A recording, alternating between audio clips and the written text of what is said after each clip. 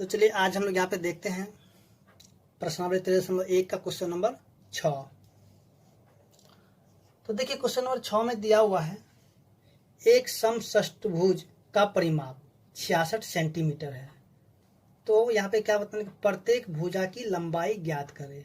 तो देखिए यहाँ पे जो दिया हुआ है जैसे कि समषष्टभुज है, सॉरी यहाँ पे समषष्टभुज,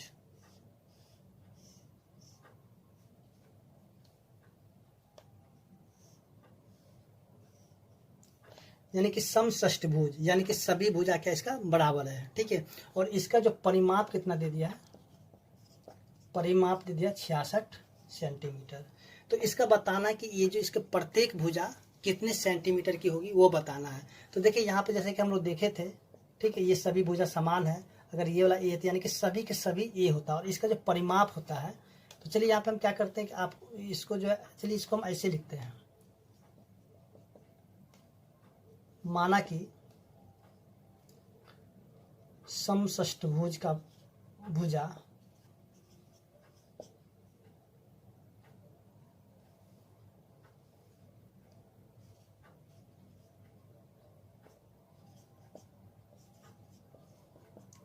ए सेंटीमीटर है, ठीक है, यानी कि सभी ए है।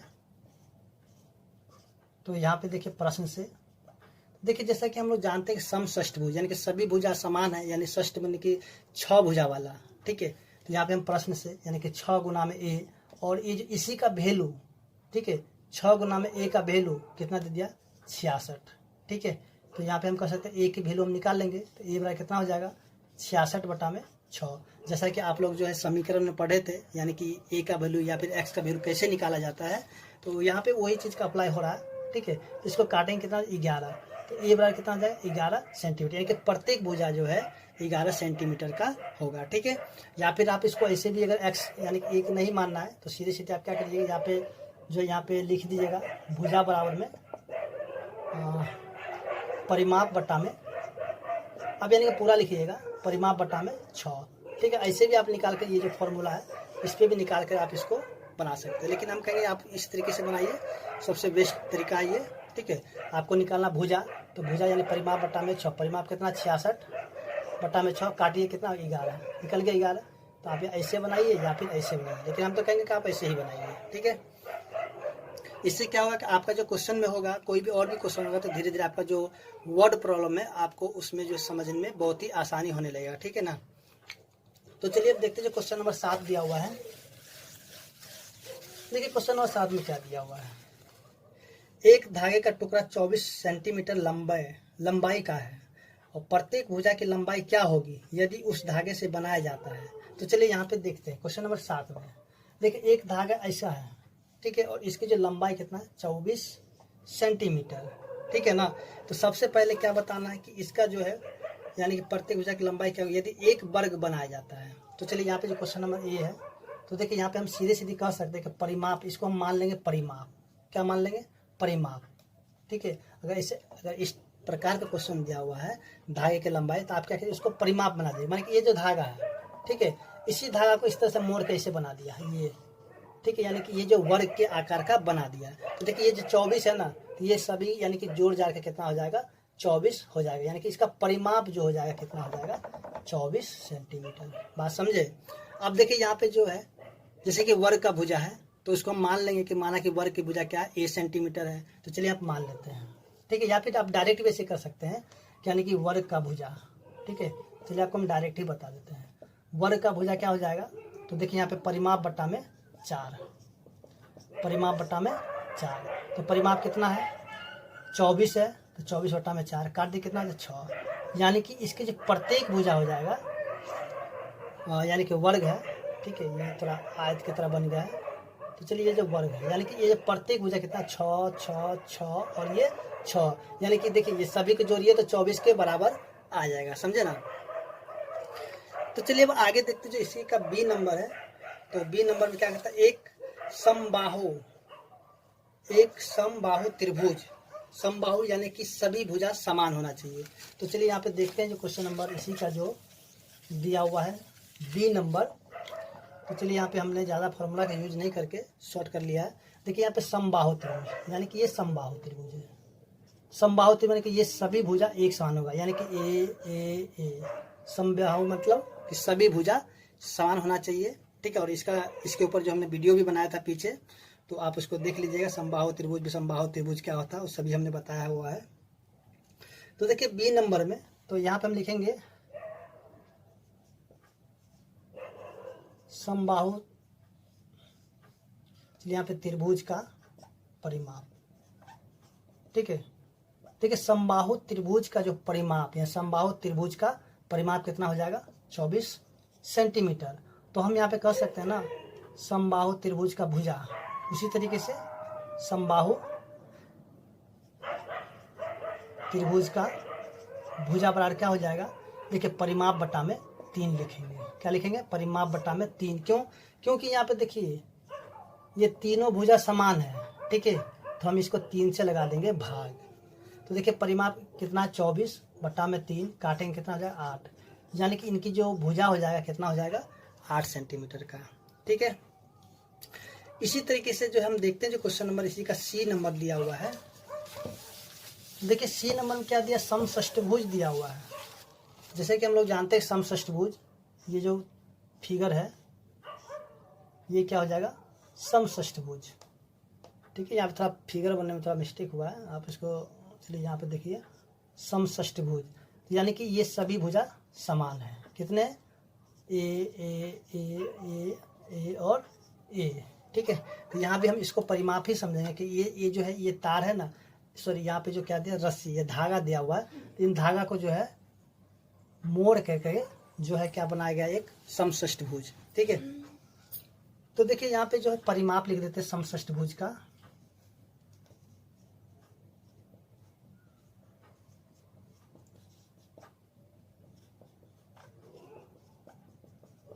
चौबीस सेंटीमीटर। ठीक है, तो यहाँ पे क्या करते लिखते हैं समषष्टभुज का भुजा बराबर परिमाप बटा में, अब यहाँ पे लिखेंगे 6। क्यों लिखेंगे 6, तो गिन लीजिए कितना भुजा, 1 2 3 4 5 6, तो हो गया 6। तो परिमाप कितना 24 बटा में 6, काटेंगे तो कितना हो जाएगा 4।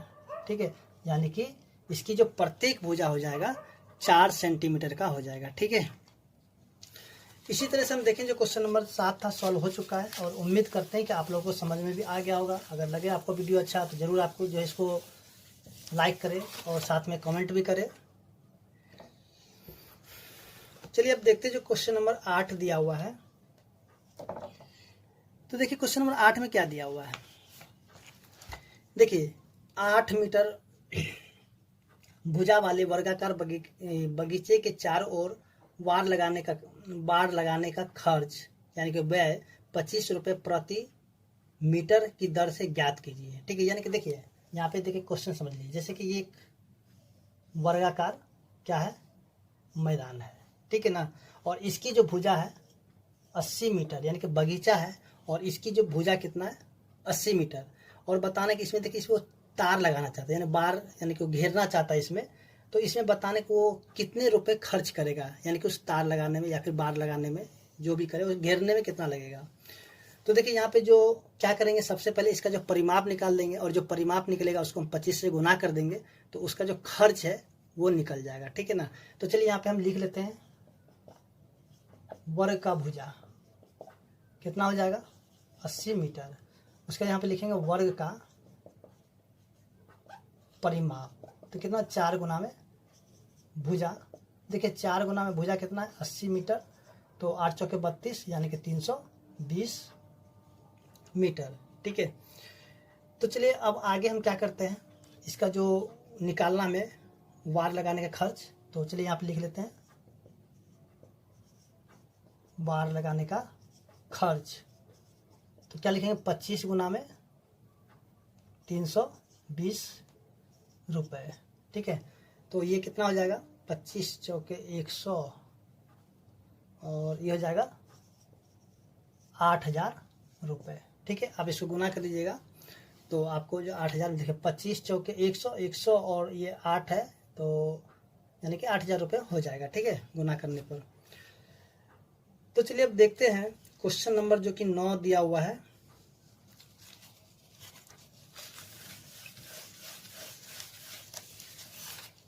तो देखिए क्वेश्चन नंबर 9 में क्या दिया कि राधा 80 मीटर लंबाई और 45 मीटर चौड़ाई वाले आयत के चारों ओर दौड़ती है और सीमा 75 मीटर भुजा वाले वर्ग के चारों ओर दौड़ती है।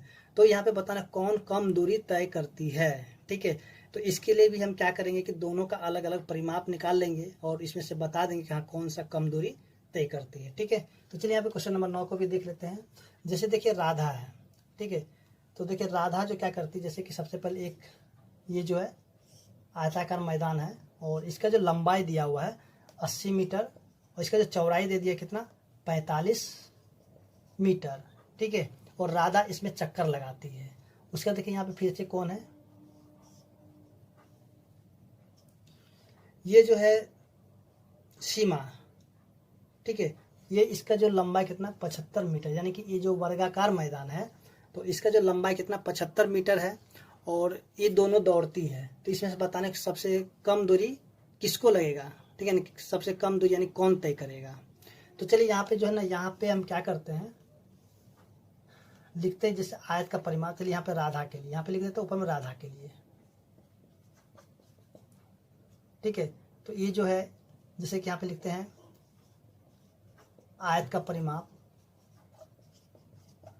तो 2 गुना में एल जोड़ में बी, तो एल कितना है, चलिए एल बराबर कितना 80 और ये बी बराबर कितना 45, तो 2 गुना में 80 जोड़ में 45 मीटर, तो 2 गुना में कितना हो जाएगा 125 मीटर, यानी कि इसको जब गुना कर देंगे कितना हो जाएगा, ये हो जाएगा 250 मीटर।